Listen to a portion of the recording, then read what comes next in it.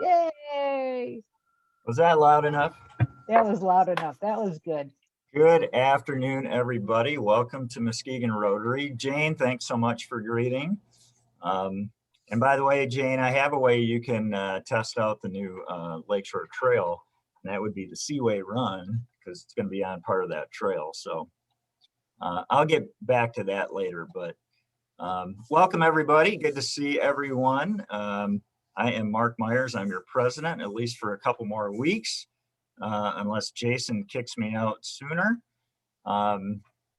It's great to see everyone. And we will start off with a quote, as I like to start all my meetings with. Quote, "To be yourself in a world that is constantly trying to make you something else is the greatest accomplishment." And that was said by Ralph Waldo Emerson. And with that, we will say the Pledge of Allegiance. Hopefully you can see the flag in my screen. I pledge allegiance to the flag of the United States of America and to the republic for which it stands, one nation, under God, indivisible, with liberty and justice for all. Thank you so much. With that, our reflection will be given by Jim Schultz. Before that, however, I have some sad news, and I want to enlist your thoughts and prayers for our members Jackie and Matt Farah. Jackie's sister, Lisa Stone, passed away suddenly. She was 44 years old, so please keep the Farahs and Stones in your thoughts and prayers. Jim, are you with us? I am. Awesome. Commissioner Bob Skolnick, one of our fellow Rotarians, is considering a county board resolution for a day of fasting and prayer. And this is his statement. Whereas there have been multiple shootings in our county in the last month, whereas here has been a number of homicides recently, whereas we are coming into summer months where many youth will be on the streets, which tend to increase crime in our summer months, whereas there seemed to be a turf war going on between rival gangs, whereas we have seen greater awareness and a decrease in violent crime when churches and God-fearing men and women have prayed, whereas we, our civic, governmental, and law enforcement officials of the county, we are thankful that God-fearing people of Muskegon County have had times of prayer and fasting for safety on the streets this summer. And we're expecting to see a difference as a result of their prayers. And we would ask that they would continue in their efforts to beseech God on the county's behalf. And that's a good resolution by Bob. And I've said before in some of my reflections that there's a group called Pray Muskegon, where people from many faiths come together and they pray individually 24 hours throughout the day, which is really very excellent. And I'll close with a Father's Day prayer.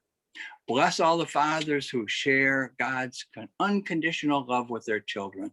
Bring comfort to those fathers who have lost children or are estranged from their children, and all those who mourn the loss of their beloved fathers. Share your blessings with all those who yearn for a father's love and heal those wounded by a father's fallibilities. Help us, the sons and daughters of their hearts and bodies, to return their love and honor them. Amen. Amen. Thank you so much, Jim. And thank you, Bob and the County Commission for that thoughtful resolution. With that, we're going to move on to guests. Do we have any visiting Rotarians or guests? If so, feel free to unmute and introduce yourselves. I see Maggie with us. Yep, hello, I'm here again. All right, Maggie, you're going to get a call from our club coordinator, Kim, very soon, and we're going to get you inducted. Fantastic. Hopefully within the next week or two. That'd be great. Any other visiting Rotarians or guests?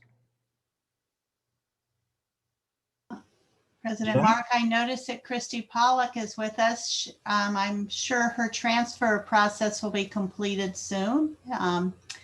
So in the meantime, hello, Christy. Hello, great to be here. Thank Hello, you. Christy. Hi.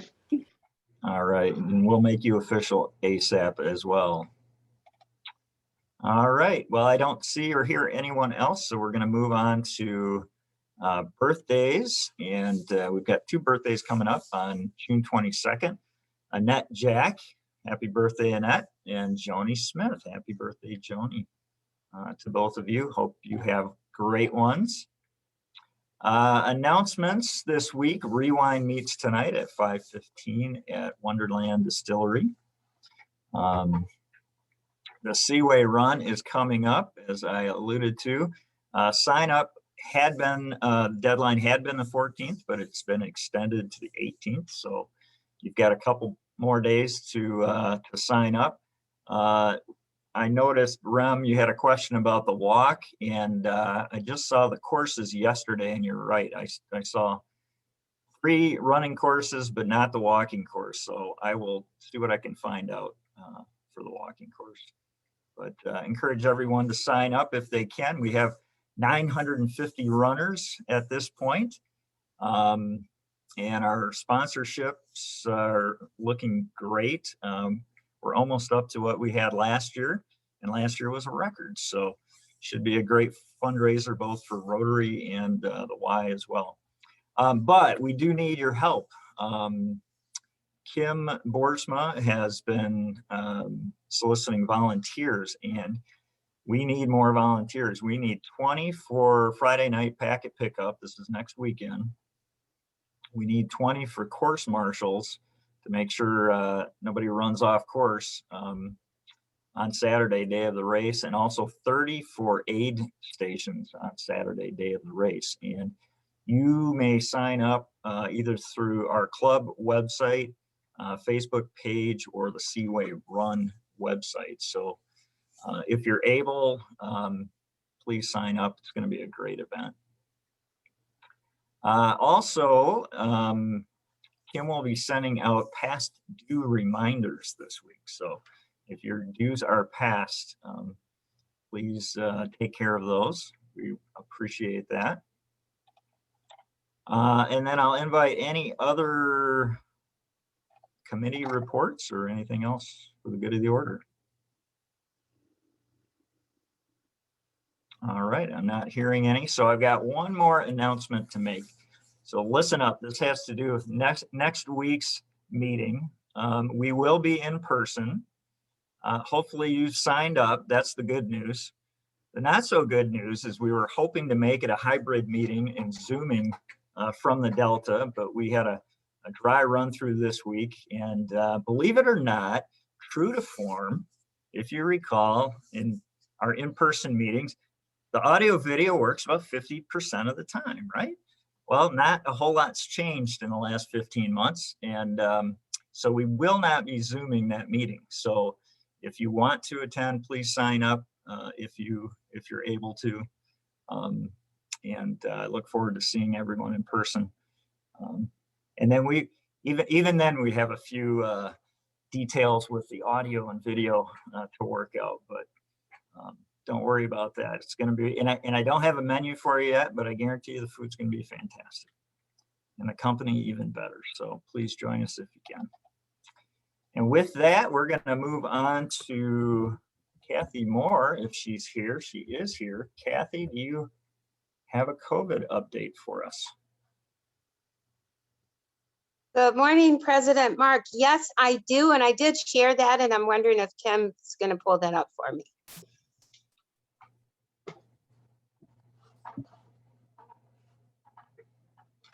Thank you so much, Kim. I owe you a Rotary lunch or something. Pack of beers. We are, finally, Muskegon County, we are now in line with the rest of the state and the region. Our numbers are below, it was below 5% and now below 3% this week. Next. Just for quick comparison with the state of Michigan and our regional contiguous counties, Muskegon County, we are at 2.5% positivity, and the state of Michigan 1.8, our region 2.4. So our region lags a little bit behind the state overall, but that gap is getting smaller and smaller. If you look below the daily number of cases, we're seeing on average 3 cases per day. Yesterday was 2. Our daily cases per million residents, and that's what makes it a little more apples to apples based on our population, 17.3 or 1.7 per 100,000. Next. Hospitalization. So this is the one that we really wanted to pay attention to, and really happy to report that it is below the number 10 the last 2 days, 7 yesterday. I'm sorry, 9 yesterday, and then 7 today as of 10:30 this morning. We do know that hospitalizations and deaths lag behind community rates. So we hope that this number continue to go down. We really hope that the number on ventilation goes down as well. Next. The deaths. So we did report we did receive a report of a death yesterday, and that was again following the death rates. It was an older person in a nursing home, but we do see that number declining, and we expect that that will follow our community rate, and we will see much fewer deaths in the next, hopefully in the future. Yes, next. This is just data to show people that COVID is still out there. Our rates are really good, and we've made amazing progress. The 60.6% is the CDC's data tracker for Michigan. So they are saying 60.6% of Michigan residents have received their first dose of COVID vaccination. If you look at the state data for MICR, it will say more like 54%, almost 55%. And the difference is the federal systems, like the Veterans Affairs, the Department of Defense, Bureau of Prisons, and other out-of-state providers. So that brings Michigan to 60.6%, which also, could be Muskegon County. We may have a better percentage as well. The VARS data at the bottom, again, is a national database from HHS. VARS stands for Vaccine Adverse Event Reporting System. And then the big chart on the right is actually specific to Muskegon County. We have recorded 149 breakthrough cases, 130 confirmed, 19 suspected or considered probable.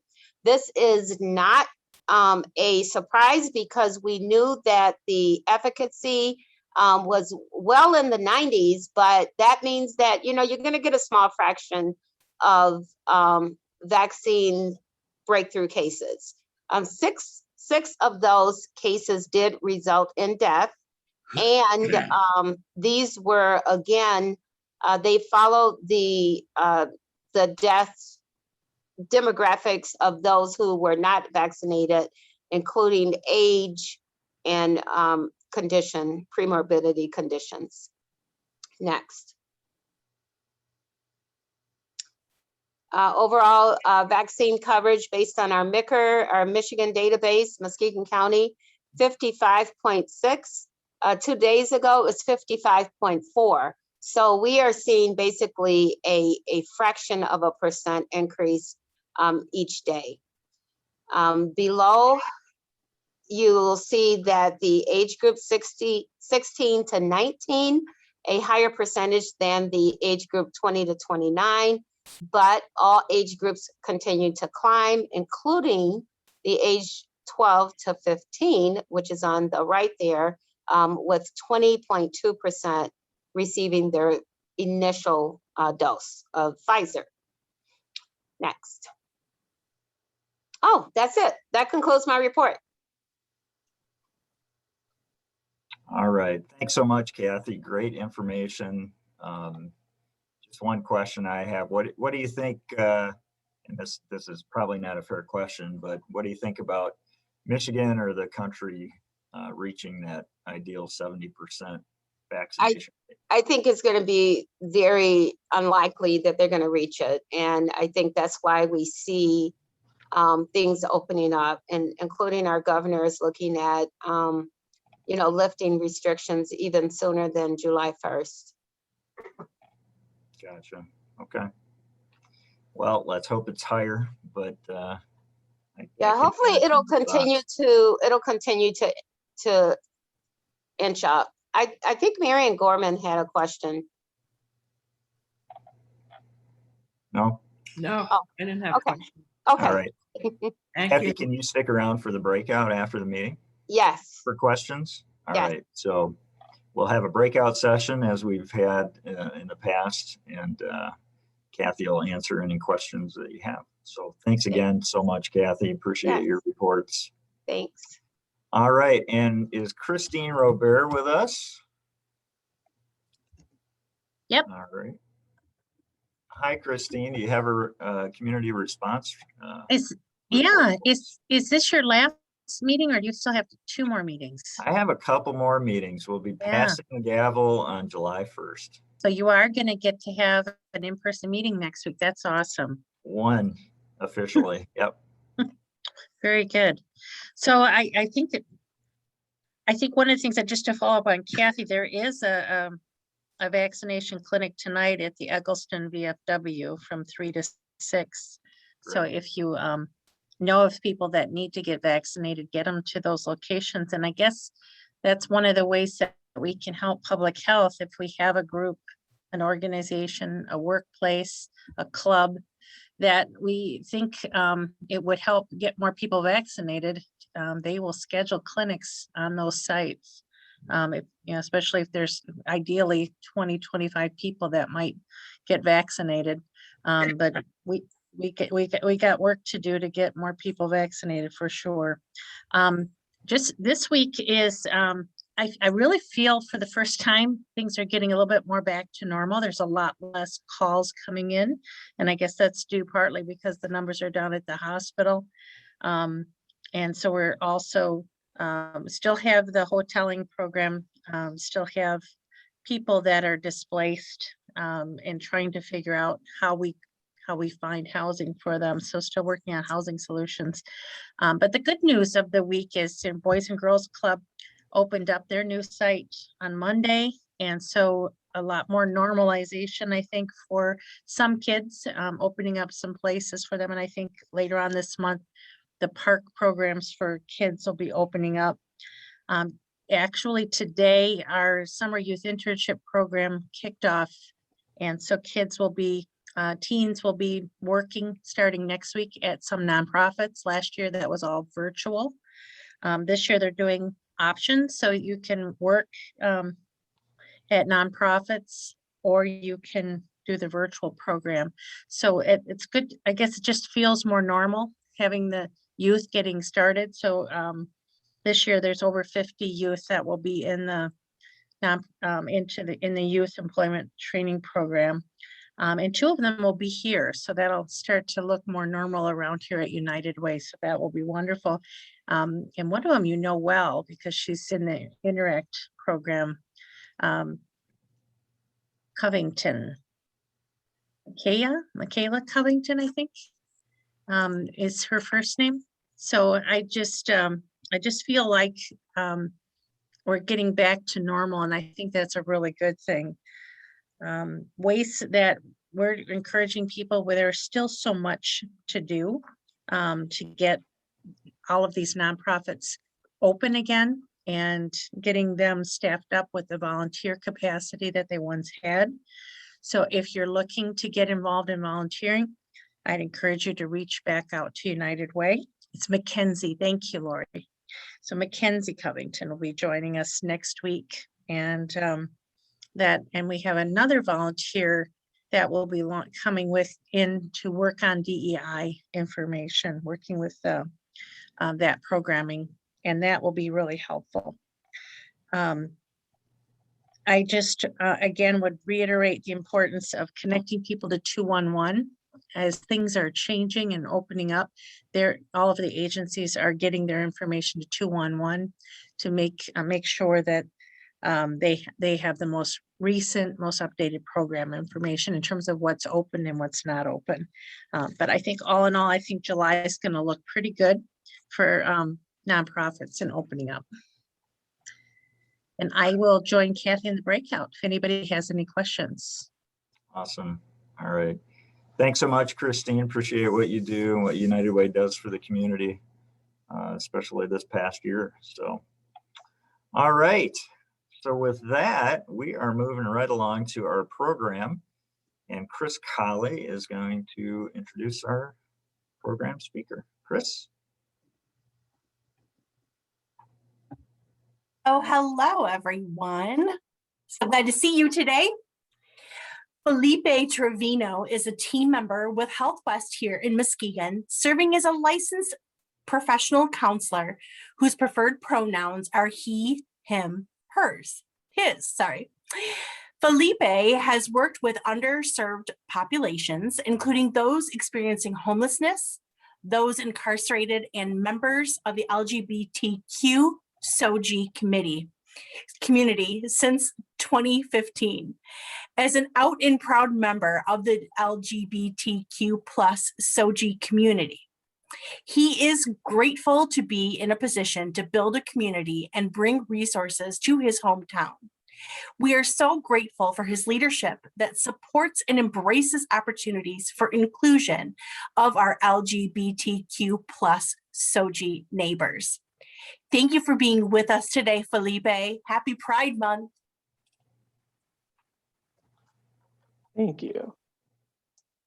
I'm going to pull up this presentation to kind of go along with the talk because I love visuals and I talk really fast.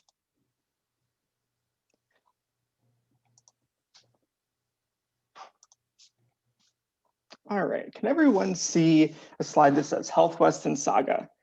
I see some heads nodding. Awesome.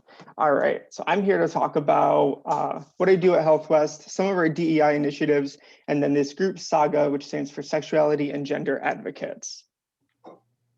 As Chris just mentioned, my name is Felipe Trevino. I'm an LPC clinical supervisor at Health West, as well as the founder and chair of Saga. And my pronouns are he, him, and his.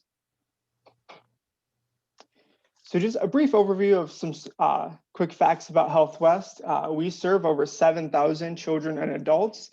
These individuals are living with developmental disorders, substance use disorders, mental health illnesses. We meet the people in the community where they live, work, and play. So you'll often, unlike traditional therapy, where you might come into an office, which we do office-based stuff, we're out there at their schools, at their work, connecting with them in their homes or in the community. Really making sure we're meeting our consumers in areas that's best for them. We have almost 400 employees working in areas of case management, recovery coaches, peer support specialists, clinicians, therapists, crisis response workers, nurses, and many more. We're constantly building our team to meet the needs of our community. We also offer robust prevention and education services, including mental health trainings, crisis response trainings, debriefing, and more. I wanted to put this in our slides as well. Our 722 HELP is our 24/7 crisis line. So if you know anyone who is in a mental health crisis and needs support, you can call 722 HELP and you will have Health West crisis trained individuals come directly to them wherever they are in Muskegon County. If you call between 8 and 5, you're going to get a Health West staff person answering and triaging that. If you call after 5 and up to, that should say 5 p.m. to 8 a.m., my apologies. The calls are answered by a phone service, and then Health West crisis response team will be out. So 722 HELP 24/7 if you have any kind of mental health crisis needs. So some Health West DEI initiatives, and for those who don't know the DEI acronym, that's diversity, equity, and inclusion. Internally, we have a team called TIDE, which stands for the Team for Inclusion, Diversity, and Equity. We also have our SAGA subcommittee that works really closely with TIDE. And then we also have our cultural intelligence program. So this is something the director of DEI, Mickey Wallace at Health West, is doing. And cultural intelligence is a program to implement into an agency as a way to constantly assess and evaluate how equitable your agency is. And not just with members of racial minorities, but also sexual minorities, also disabilities, really taking equity, diversity, and inclusion to every group. A little bit more about TIDE. So again, that's the Team for Inclusion, Diversity, and Equity. TIDE develops DEI opportunities to increase competency and awareness within our staff. Our team also assists in evaluation and development of agency policies, agency practices, bringing in different trainings to help our staff support any person who does walk through our door or is an employee at our agency. And then one of the other things we're doing to kind of keep the conversation of DEI going within our staff is we have diversity walks. So this is all voluntary basis. Staff gets to sign up to be on a diversity walk. You're paired with a random person in your agency and you're given a set of questions and you just have to spend 30 minutes to an hour talking with that person. So you get to know someone else in your agency. You get to talk about your role in diversity, equity, and inclusion, how you can change it, how you can become more informed. And it's been a really great and really widely accepted program at our agency. We have quite a few people who have done it every month that it's been launched since, I believe, January. People doing it multiple times. People just really enjoy diversity walks. I wanted to highlight that initiative. And then as Chris was given my bio and talking about, she mentioned SOGI and LGBTQ+. So I wanted to get everyone on the same language with this. So I'm going to start with the green box first. LGBTQ+ is the pretty well-known acronym for the lesbian, gay, bisexual, transgender, queer, questioning, and more. And then SOGI is a newer acronym that we use, and it stands for sexual orientation, gender identity, and expression.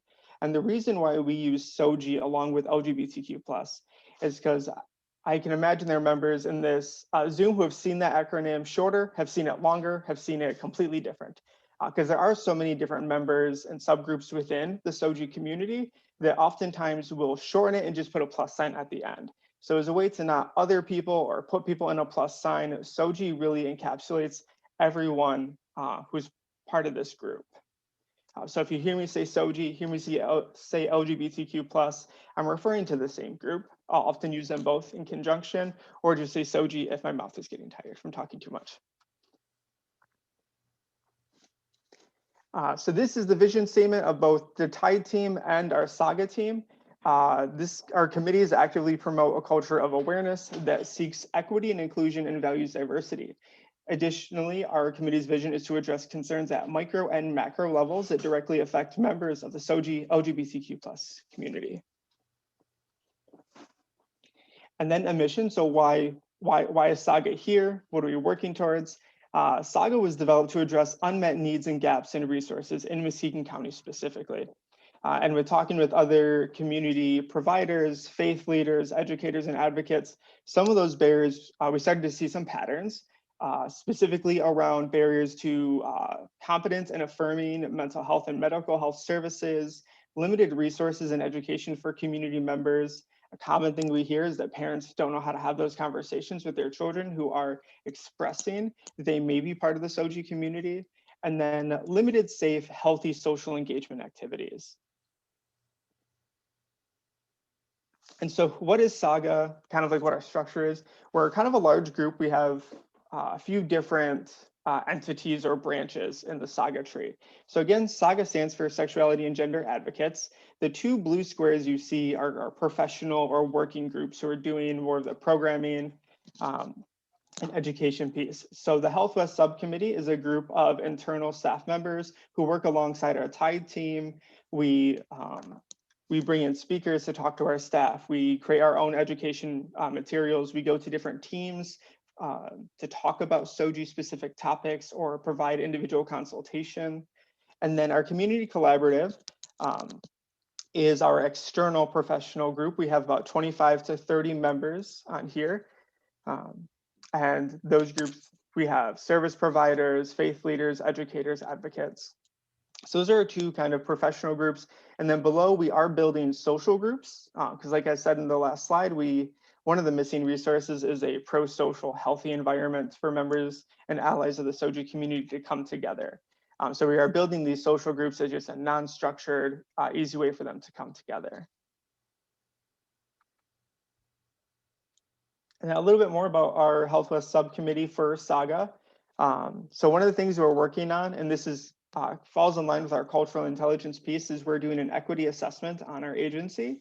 And based on the information we pull from this equity assessment, we will be putting in staff development and training recommendations, as well as recommendations to implement evidence-based and informed practices for our consumers.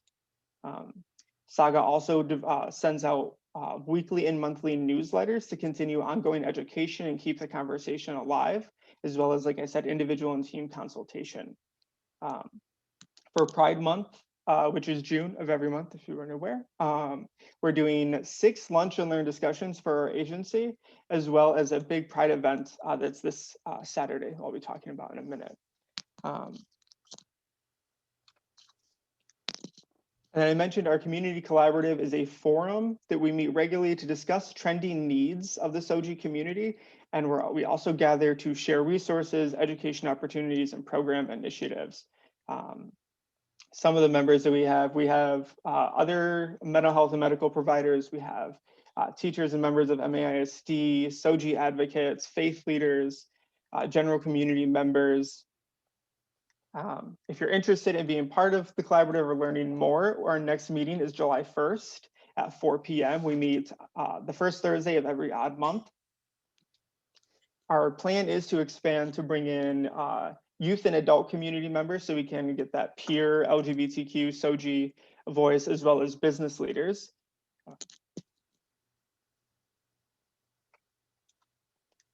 And then I mentioned we have an event this Saturday. So we are hosting our first virtual conference and resource fair. It is from 10 to 3. This is a free conference. Most all-day conferences have a pretty hefty price connected to it because we have presenters from all over coming to give their expertise. This is a free resource for all community members inside or outside of Muskegon County. We have 8 different presentations throughout the day. All of the presenters are members of Muskegon County. They are actively working with consumers, either through Health West or through their own agency, or just they have their own lived experience as a member of the SOGI community or an ally of the SOGI community.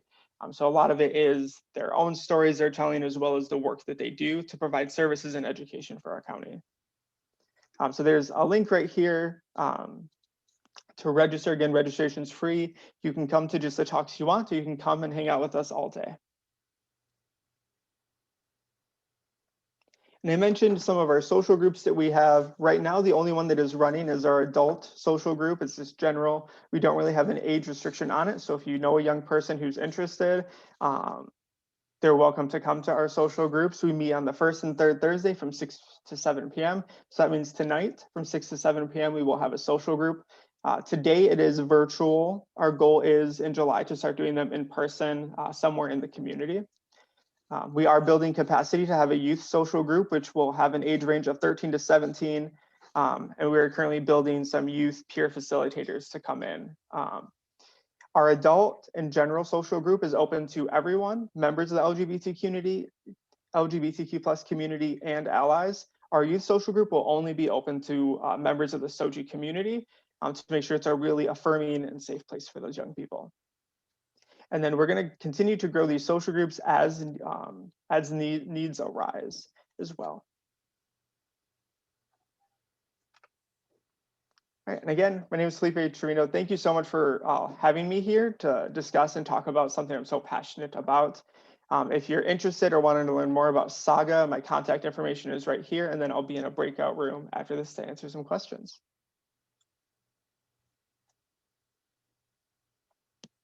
Awesome. All right, let's give a round of applause to Felipe. What a fantastic resource for the community. Chris, I'll let you take it from here with the Q&A. Great. Thank you so much for all of that great information, Felipe. It's amazing to see where this kind of journey has led Health West internally, but also taking this out into the community. Can you tell us a little bit more about where and when did all of this get started? Yeah, so I can speak about Saga specifically because I started this group. I grew up in Muskegon. I moved away for college. I was gone for about 8 years. And when I came back, one of the things I noticed is that there weren't a lot of resources or supports for the SOGI community. And while working with Health West, I was given the opportunity to address that need. So half of my time, like I said, I'm a supervisor at Health West. So half of my time is spent supporting our juvenile justice team at Health West, and the other half is really building their resources and the network to make Muskegon look kind of similar to Grand Rapids or Chicago or Ann Arbor, where they have all of these networks already in place. That's wonderful. It's such a valuable resource in Saga. It's exciting to see the things that are coming out of it. And the conference looks like a wealth of information. I think that, let's talk about allyship a little bit and that construct around the SOGI community and what it takes to be an ally. And I think that Doug is asking a great question too about what role that Health West and Saga can play in consulting with groups, businesses, and faith-based communities to become allies. And I'm having a tongue-tied day. It's like I talked for the first time today. But if you could lend any advice or information, that'd be great. Yeah, I would love to. I mean, I could probably give a whole presentation on allyship in general because it is such a huge construct. And we also, 2 weeks ago, last week, we had a panel of SOGI members come to Health West and talk about that. And one of the questions was asked was like, what does an ally mean? How can I be an ally?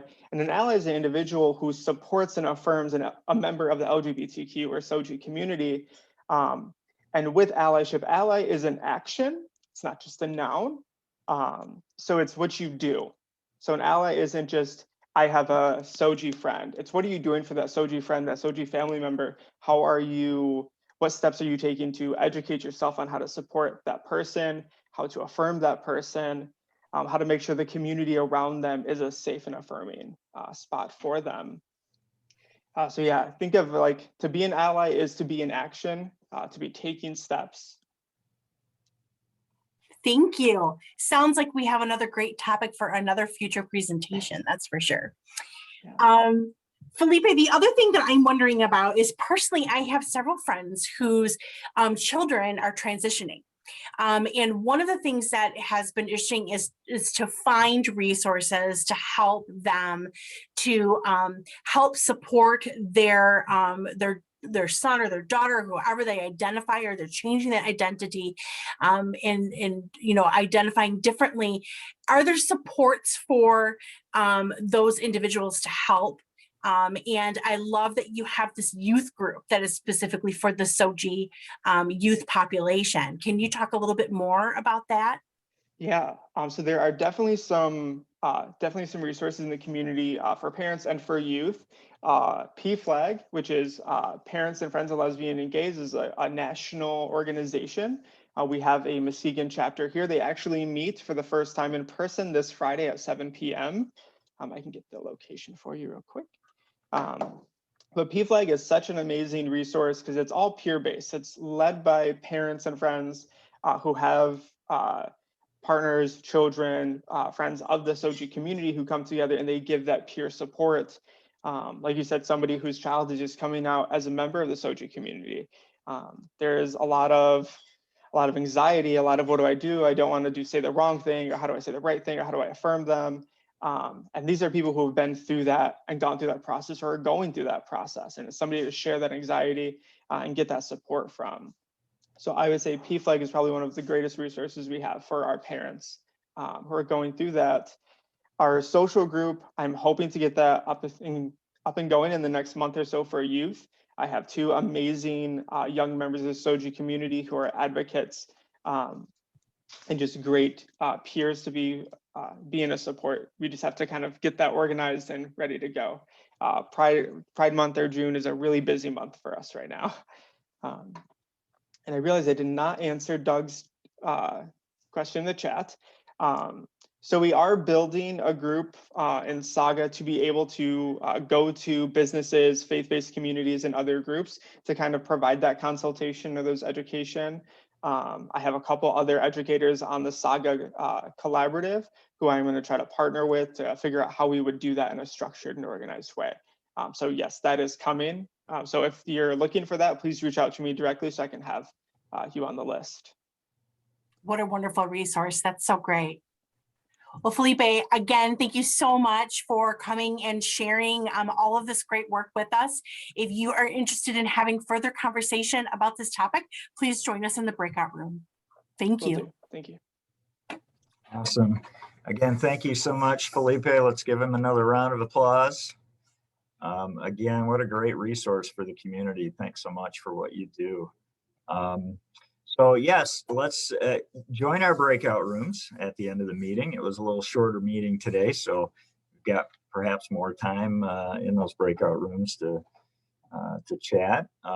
Next week's program will be Muskegon City Public Art Initiative update from our own member Judy Hayner. So lots going on in the community with that program, as many of us have seen driving around. So make sure you join us there. Again, we'll be in person, so please sign up. The Delta does need a 7-day advance notice, so sign up. I think they want to hear by tomorrow, so please sign up today if you haven't. Again, I want to thank our guests and Maggie and Christy, soon to be official members. And with that, we're going to recite the 4-way test before we adjourn. So please unmute yourselves. Of the things we think, say, or do, is it the truth? Is it fair to all? All concerned. Will it Build goodwill? and better friendships. And will it be Will it be beneficial? beneficial to all concerned? All right. Thanks so much, Chris. I had a little tongue-tied